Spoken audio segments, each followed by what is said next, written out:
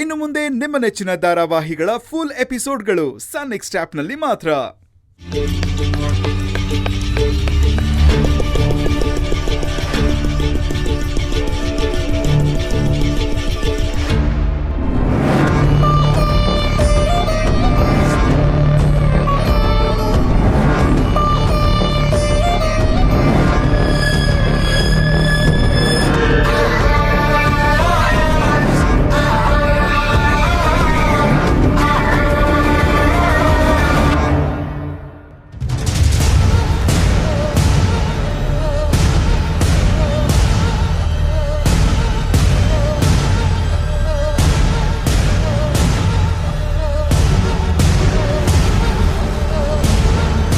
ಆ ಡಾಕ್ಟರ್ ನಮ್ಮ ಮಾವನ ರಿಪೋರ್ಟಲ್ಲಿ ಏನಿದೆ ಅಂತ ಇವ್ರು ಯಾರಿಗೂ ಹೇಳಬಾರ್ದು.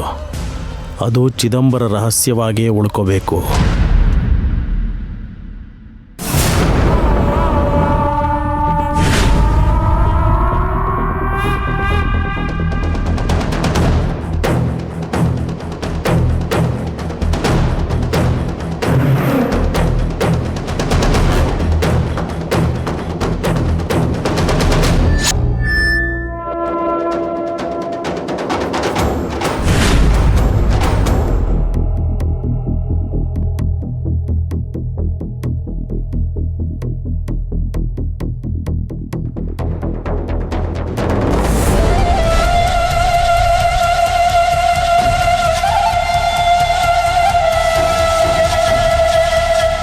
ನೋಡಿ, ನಿಮ್ಮ ಫಾದರ್ ರಿಪೋರ್ಟ್ ಇಲ್ಲಿ ಬಂದಿದೆ.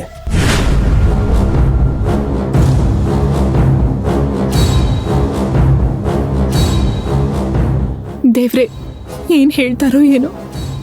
ಅಪ್ಪಂಗೇನಾದರೂ ಸೀರಿಯಸ್ ಪ್ರಾಬ್ಲಮ್ ಇದ್ರೆ ಬೇಡಪ್ಪ, ಹಾಗಾಗೋದಕ್ಕೆ ಸಾಧ್ಯನೇ ಇಲ್ಲ.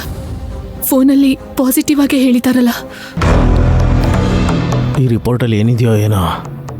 ಮಾವಂಗೆ ಬೇರೆ ಮೆಡಿಸಿನ್ ಇಂಜೆಕ್ಟ್ ಆಗಿದೆ, ಅದೇ ಬ್ರೈನ್ ಮೇಲೆ ಪರಿಣಾಮ ಬೀರಿದೆ ಅನ್ನೋದು ರಿಪೋರ್ಟಲ್ಲಿದ್ದರೆ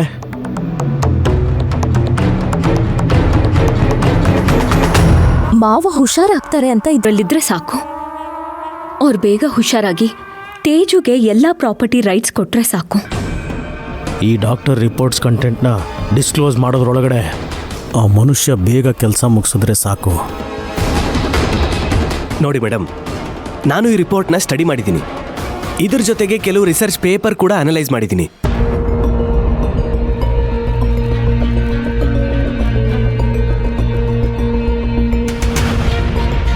ಇದರಲ್ಲಿರೋ ಕೆಲವು ಅಂಶಗಳನ್ನ ನೋಡಿ ನನಗೆ ಆಶ್ಚರ್ಯ ಆಯಿತು. ನಾನು ಅಬ್ಸರ್ವ್ ಮಾಡಿರೋ ಹಾಗೆ ಕೆಲವೊಂದು ವಿಚಿತ್ರ ಆಸ್ಪೆಕ್ಟ್ಗಳು ಈ ರಿಪೋರ್ಟಲ್ಲಿದೆ. ಅಂದರೆ ಇದ್ಯಾವುದು ನ್ಯಾಚುರಲ್ ಅಲ್ಲ, ಏಜ್ ರಿಲೇಟೆಡ್ ಅಂತೂ ಅಲ್ವೇ ಅಲ್ಲ. ಬಟ್ ಮತ್ತೇನು ಡಾಕ್ಟರ್, ಸೀರಿಯಸ್ ಸಮಸ್ಯೆ ಏನೂ ಇಲ್ಲ ತಾನೆ? ಒಂದ್ ರೀತಿ ಇದು ಸೀರಿಯಸ್ಸೇ. ಇವ್ರಿಗೆ ಈ ರೀತಿ ಹೇಗಾಯ್ತು ಅಂತ ನಂಗೆ ಅರ್ಥ ಆಗ್ತಿಲ್ಲ.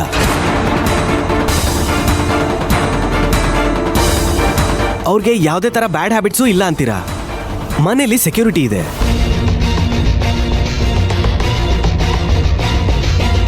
ಎಕ್ಸ್ಟರ್ನಲ್ ಎಕ್ಸ್ಪೋಜರೂ ಇಲ್ಲ.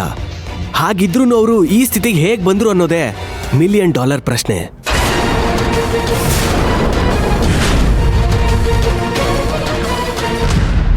ಡಾಕ್ಟರ್, ನೀವು ಹೇಳೋದು ಕೇಳ್ತಿದ್ರೆ ಏನೋ ಮೆಸ್ಸಪ್ ಆಗಿದೆ ಅಂತ ಅನಿಸ್ತಾ ಇದೆ.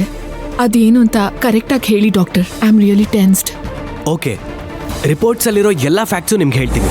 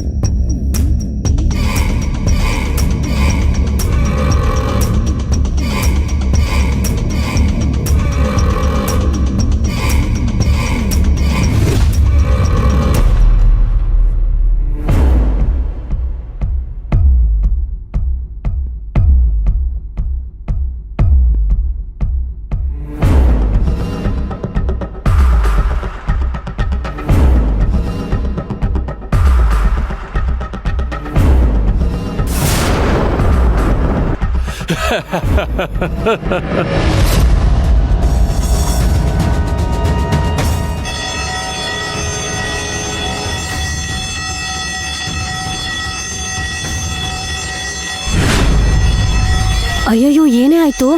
ಫೈರ್ ಆಗಿರ್ಬೇಕು. Oh my god, pharmacy section ಅಲ್ಲಿರೋ ಡಾಕ್ಟರ್ನ ಮೊದಲು ವೆಕೆಟ್ ಮಾಡಿಸ್ಬೇಕು. ಇಲ್ಲಿ ನೀವು ಎಲ್ರಿಗೂ ಹೇಳ್ಬಿಡಿ, ನಾನು ಅಲ್ಲಿ ಹೇಳಿ ಬರ್ತೀನಿ.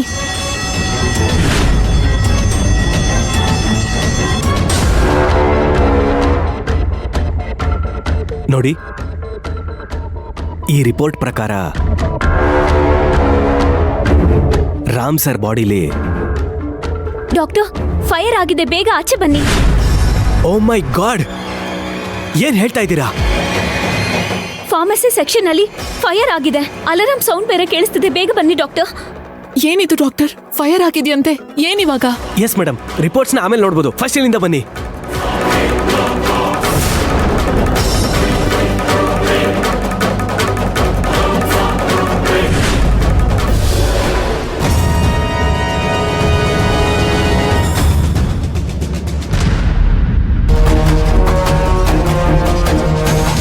ಕಾತಿ, ಇಲ್ಲೇನ್ ಮಾಡ್ತಾ ಇದೀಯಾ?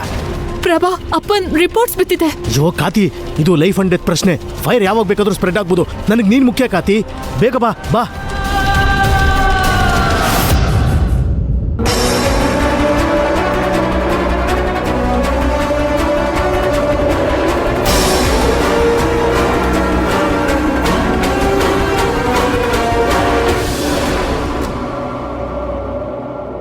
ಸಿಸ್ಟರ್, ಮೊದಲು ಐಸಿಯುನ ಚೆಕ್ ಮಾಡಿ, ಪೇಷಂಟ್ಸ್ನ ಇಮಿಡಿಯೇಟ್ಲಿ ಶಿಫ್ಟ್ ಮಾಡಿಸ್ಬೇಕು. Okay doctor. ಪ್ರಭಾ, ಅಪ್ಪನು ಐಸಿಯುನಲ್ಲೇ ಇರೋದಲ್ವಾ? ಕಾತಿ, ಅಪ್ಪಂಗೇನು ಆಗಲ್ಲ, ನೀನ್ ಗಾಬರಿ ಆಗ್ಬೇಡ. ಪ್ರಭಾ, ನಂಗೆ ತುಂಬಾ ಭಯ ಆಗ್ತದೆ. ನಾವು ಐಸಿಯು ಹತ್ರ ಹೋಗ್ಬಿಟ್ಟು ಏನಾಗಿದೆ ಅಂತ ನೋಡೋಣವಾ? ನೋಡು ಕಾತಿ, ನಾವು ಈ ಟೈಮಲ್ಲಿ ಇಲ್ಲಿರೋದು ಸರಿಯಲ್ಲ. ಹಾಗೆ ಡಾಕ್ಟರ್ ರಿಪೋರ್ಟು ನೋಡೋಕ್ಕಾಗಲ್ಲ, ಅರ್ಥ ಮಾಡ್ಕೋ. ಎಲ್ಲ ಹೊರಡೋಣ, ನಡೀರಿ. ಮತ್ತೆ ಅಪ್ಪ? ನೋಡು ಕಾತಿ, ಐಸಿಯು ಇರೋದು ಟಾಪ್ ಫ್ಲೋರ್ ಅಲ್ಲಿ, ಅಲ್ಲೇನು ಎಫೆಕ್ಟ್ ಆಗಿರಲ್ಲ. ನಾನ್ ಮಾವನ್ನ ಹೋಗಿ ಚೆಕ್ ಮಾಡ್ಕೊಂಡ್ ಬರ್ತೀನಿ, ಸರಿನಾ? ಗಾಬರಿ ಆಗ್ಬೇಡ, ಹೊರಡಿ. ಸರಿ ಪ್ರಭು, ನೀನ್ ಬೇಗ ಹೋಗಿ ಚೆಕ್ ಮಾಡು. Be careful, okay? ಬಾ ಮಲ್ಲಿಕಾ, ಹೋಗೋಣ.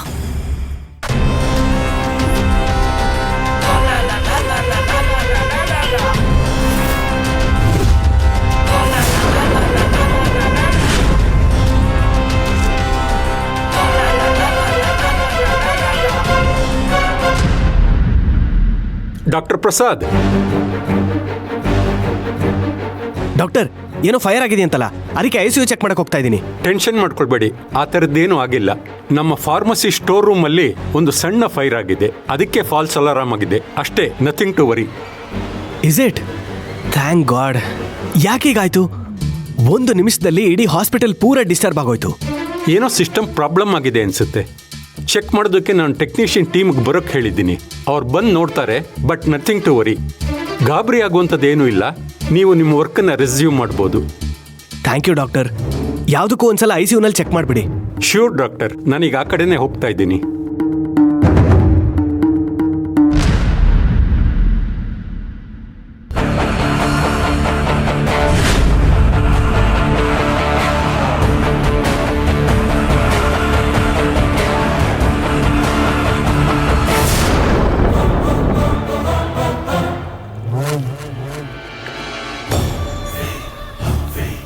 ನಾನಿಷ್ಟೆಲ್ಲ ಪ್ಲಾನ್ ಮಾಡಿ ಎಲ್ಲರನ್ನೂ ಆಚೆ ಕಳಿಸ್ತಾ ಇದ್ದೀನಿ. ತೇಜು ಯಾವಾಗ ಬಂದ ಇಲ್ಲಿಗೆ?